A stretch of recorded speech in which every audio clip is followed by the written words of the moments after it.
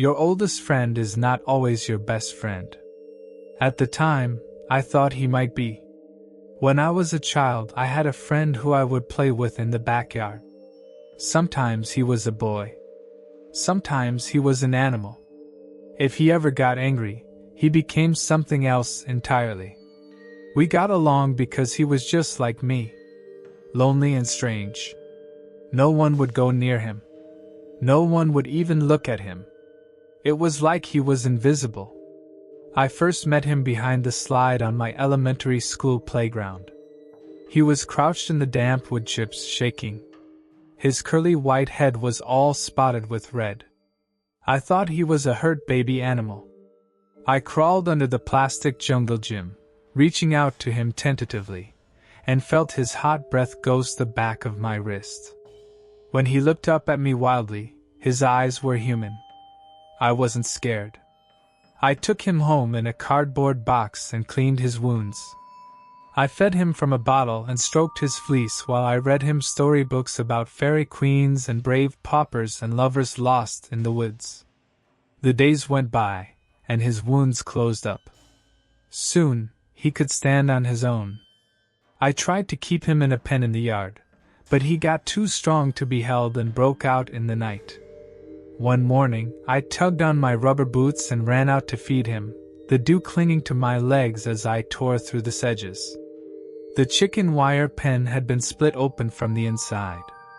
I huddled there in the wet grass and cried until my mother came to comfort me. "He'll come back," she whispered, stroking my hair. "Just you wait."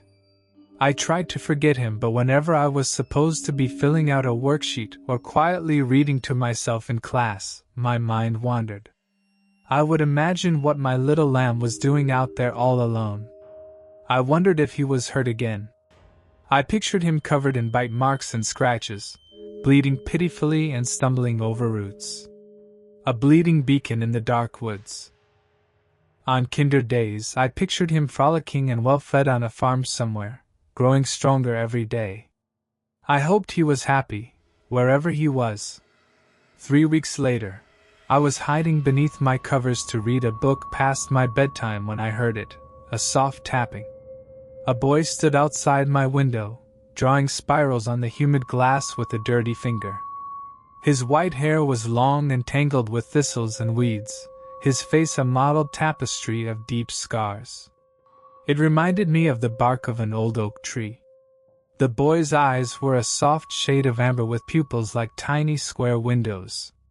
They bulged strangely beneath long, pale eyelashes. Lamb eyes. I knew it was him. This is how I came to know my oldest friend. I will call him F. I let F in without a thought. He was trembling.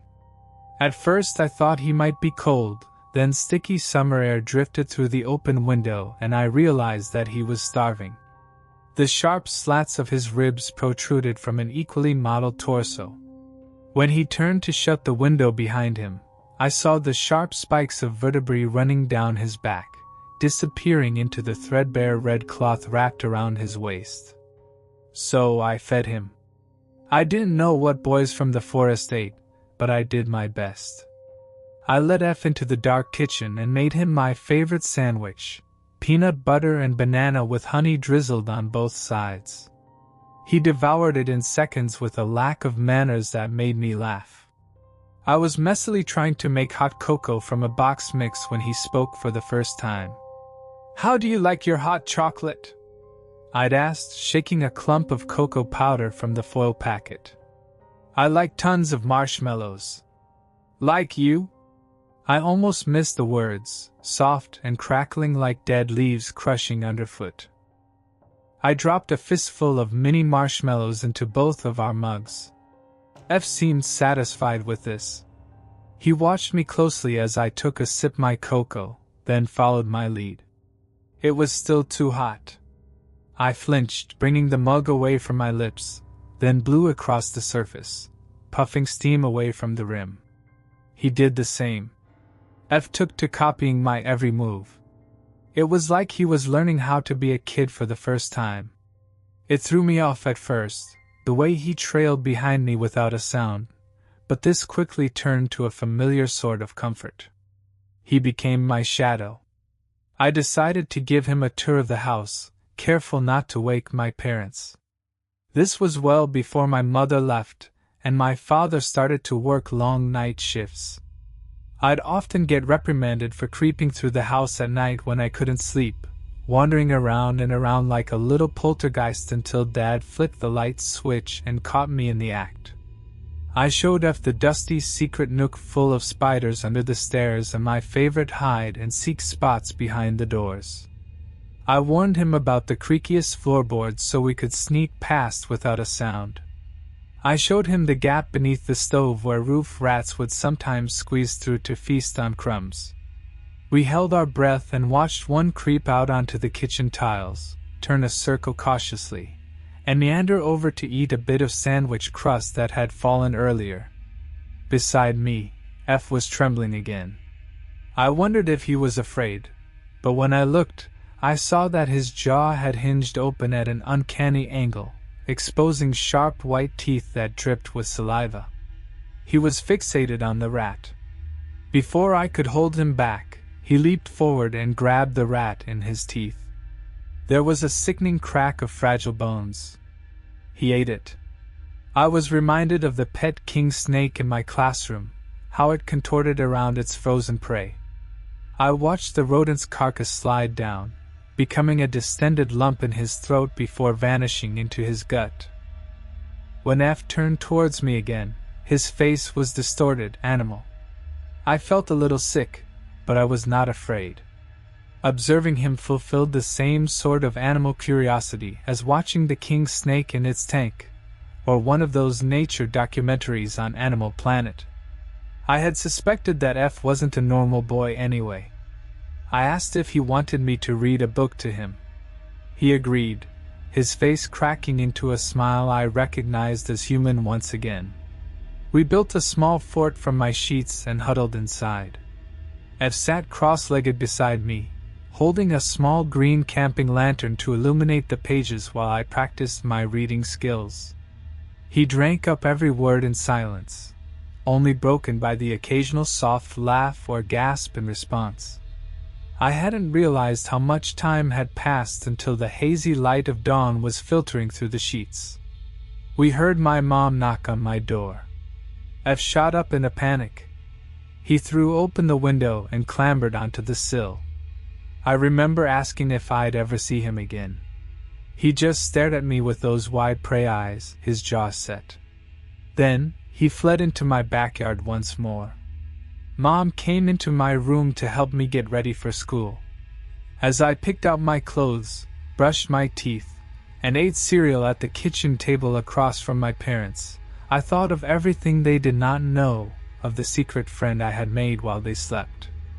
My bones were indescribably heavy, but my mind felt light.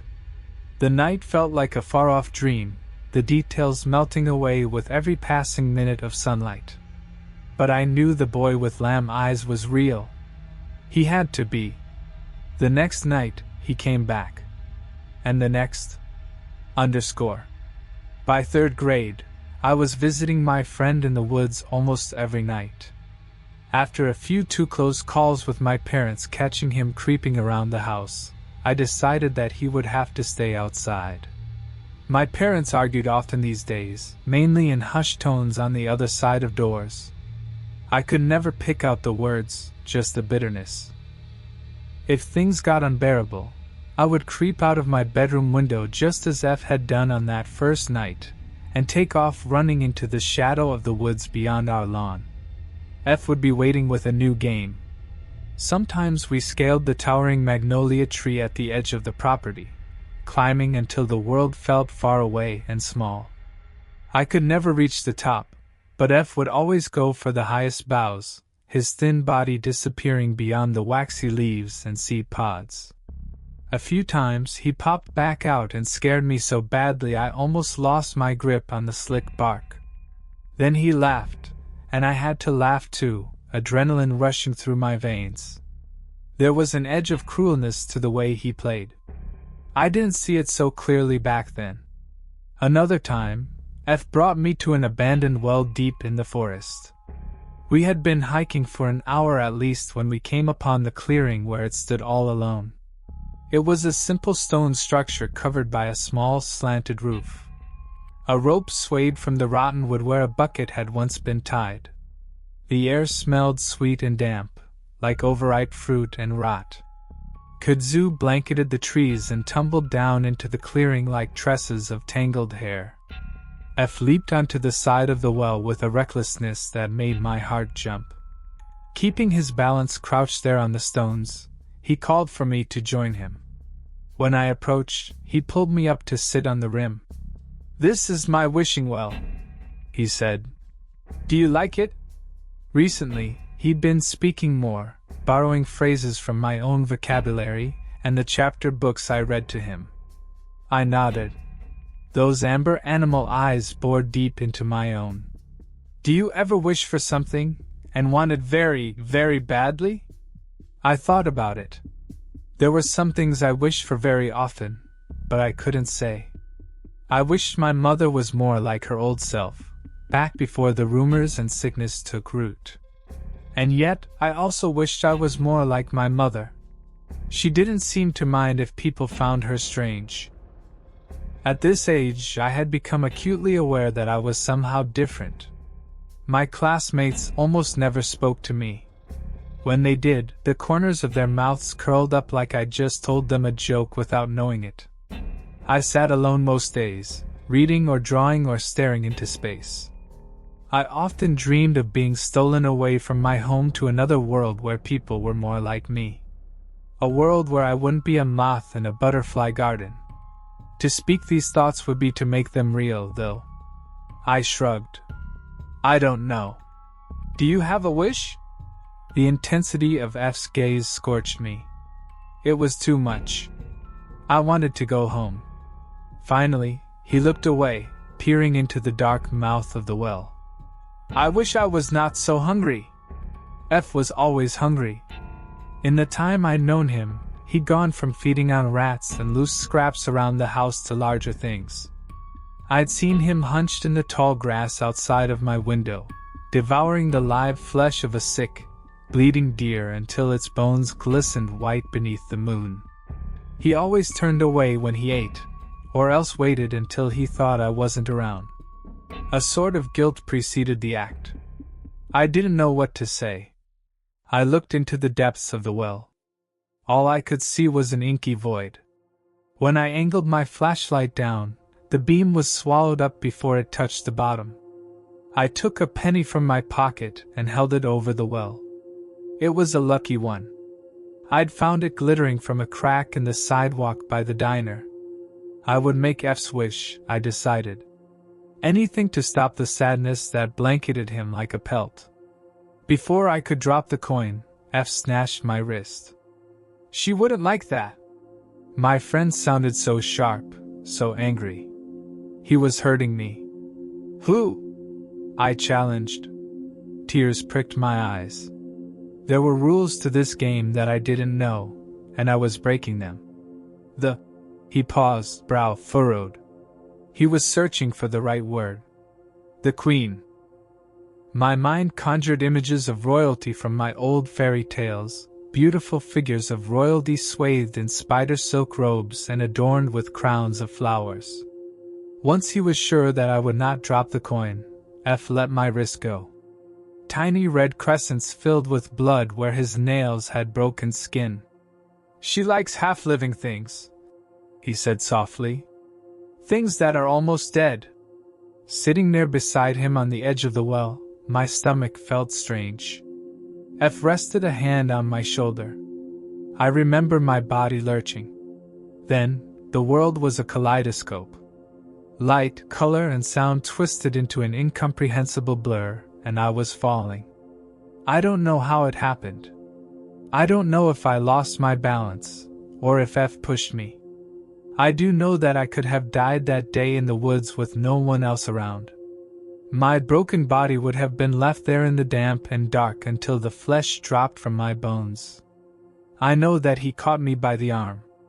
The blood rushed to my head as I dangled over the pit. It smelled of wet moss and rot. My shoulder ached in its socket from being yanked with such sudden force. I struggled to find a foothold on the inner edge of the well, my sneakers slipping against the wet stone. When I looked up at F, his face held no emotion at all. At least nothing I could comprehend. An inhuman blankness. At that moment, for perhaps the first time since meeting him, I wondered if my friend would really bring harm to me. I pleaded for help. What else could I do? He could have let go like it was nothing at all. Maybe that's why I did not cry, or even think to scream. I didn't want to spook him. I asked again. Still, I did not raise my voice. F stared back with that inscrutable face. It was like calming a fright-prone horse.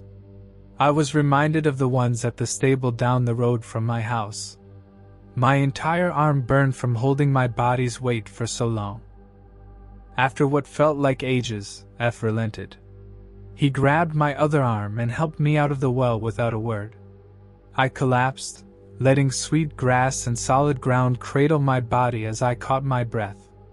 I could hear F saying something, distantly. It sounded like an apology. When I opened my eyes, I realized that he was not addressing me. I don't know why I thought he would. He never said sorry to me, not once. The boy from the woods was whispering into the well.